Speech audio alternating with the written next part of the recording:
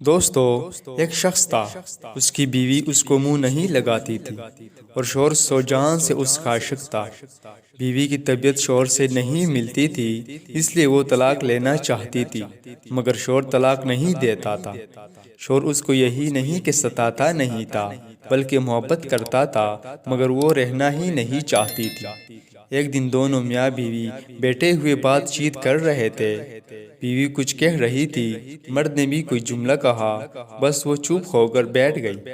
شوہر نے کہا کہ اگر صبح صادق سے پہلے تو نہ بولی تو تجھ پر طلاق ہے۔ وہ چپ ہو گئی اور ارادہ کر لیا کہ میں خاموش رہوں گی تاکہ اس سے کسی طرح پیچھا چھوٹ جائے۔ وہ بیچارہ پریشان ہوا اور ہر چند بلوانا چاہتا تھا، مگر وہ بولتی ہی نہیں تھی۔ اب وہ سمجھ گیا کہ یہ طلاق لینا چاہتی ہے اور اس طرح بیوی مجھ سے جدا ہو جائے گی۔ اب اس نے فقہا کے دروازے جھانکنے شروع کیے اور ان سے جا کر اپنا حال بیان کیا۔ انہوں نے یہی کہا کہ جا کر اس کی خوشامد کر اور صبح صادق سے پہلے کسی طرح بلواؤ، ورنہ صبح صادق ہوتے ہی وہ تیرے ہاتھ سے نکل جائے گی۔ سب نے یہی جواب دیا۔ پھر وہ امام ابو حنیفہ رحمۃ اللہ علیہ کے پاس پہنچا۔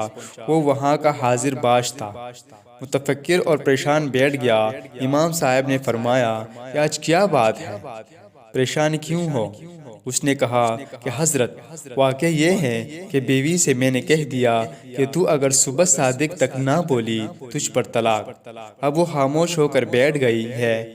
امام ابو حنیفہ رحمۃ اللہ علیہ فرمایا کہ طلاق نہیں پڑے گی، مطمئن رہیے۔ اب وہ مطمئن ہو کر آ گیا۔ فقہا نے امام صاحب پر تانے شروع کیے کہ ابو حنیفہ رحمۃ اللہ علیہ حرام کو حلال بتانا چاہتا ہے۔ ایک صریح حکم ہے، اس کو کہہ دیا کہ طلاق نہیں پڑے گی۔ امام صاحب نے یہ کیا کہ صبح صادق میں جب آدھا گھنٹہ رہ گیا تو مسجد میں جا کر زور زور سے تہجد کی اذان دینا شروع کر دی۔ اس عورت نے جب اذان کی آواز سنی تو سمجھی کہ صبح صادق ہو گئی، بس بول پڑی اور کہنے لگی، صبح صادق ہو گئی، میں تمہارے پاس نہیں رہوں گی، اب طلاق ہو گئی ہے، اب تیرے پاس نہیں رہوں گی۔ جب تحقیق کیا تو معلوم ہوا کہ صبح صادق نہیں ہوئی، وہ تہجد کی اذان تھی۔